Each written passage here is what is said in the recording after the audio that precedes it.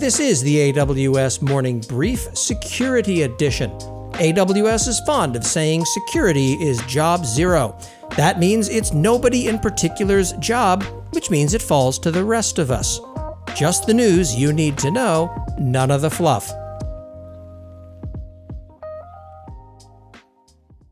This episode is sponsored in part by our friends at Sysdig. Sysdig is the solution for securing DevOps.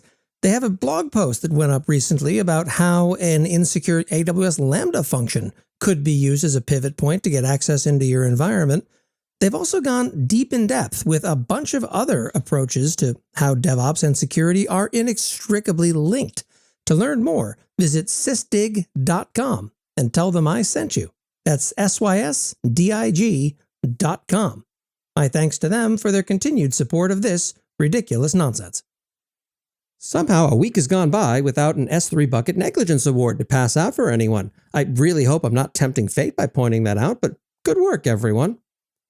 So, from the community, Red Monk's Rachel Stevens once again has managed to hit the nail on the head with her post, "Developer experience is security."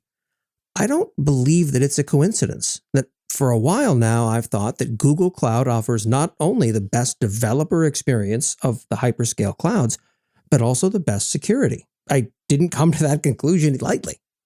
Also, now that the professional football season is over, the San Francisco 49ers eagerly turn to their off-season task of cleansing their network of ransomware. Ouch. Not generally a great thing when you find that your organization has been compromised and you can't access any of your data. Now, AWS had a couple of interesting things out there. Control access to Amazon Elastic Container Service resources by using ABAC policies. I was honestly expecting there to be a lot more stories by now of improper tagging being used to gain access via ABAC. The problem here is that for the longest time, tagging was at best a billing metadata construct. It made sense to have everything be able to tag itself. Suddenly, with the advent of attribute-based access control, anything that can tag resources now becomes a security challenge. This episode is sponsored in part by LaunchDarkly. Take a look at what it takes to get your code into production. I'm going to just guess that it's awful because it's always awful. No one loves their deployment process. What if launching new features didn't require you to do a full-on code and possibly infrastructure deploy? What if you could test on a small subset of users and then roll it back immediately if results aren't what you expect? LaunchDarkly does exactly this. To learn more, visit launchdarkly.com and tell them Corey sent you and watch for the wince. Introducing S2N-QUIC, Synthuquic? Yeah, a new open source quick protocol implementation in Rust. Now, with a name like that, you know it came out of AWS.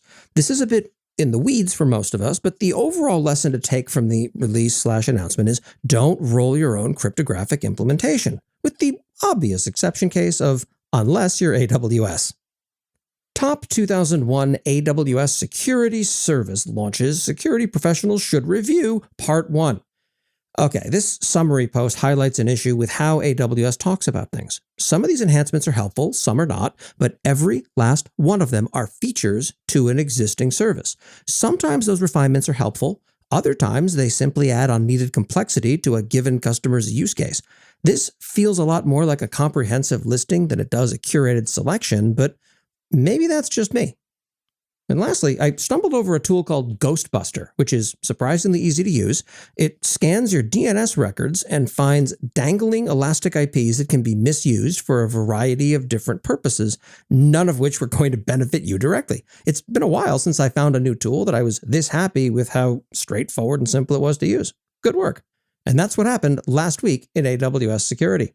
I'm Corey Quinn. Thanks for listening. Thank you for listening to the AWS Morning Brief Security Edition. For the latest in AWS security that actually matters, please follow AWS Morning Brief on Apple Podcasts, Spotify, Overcast, or wherever the hell it is you find the dulcet tones of my voice, and be sure to sign up for the Last Week in AWS newsletter at lastweekinaws.com.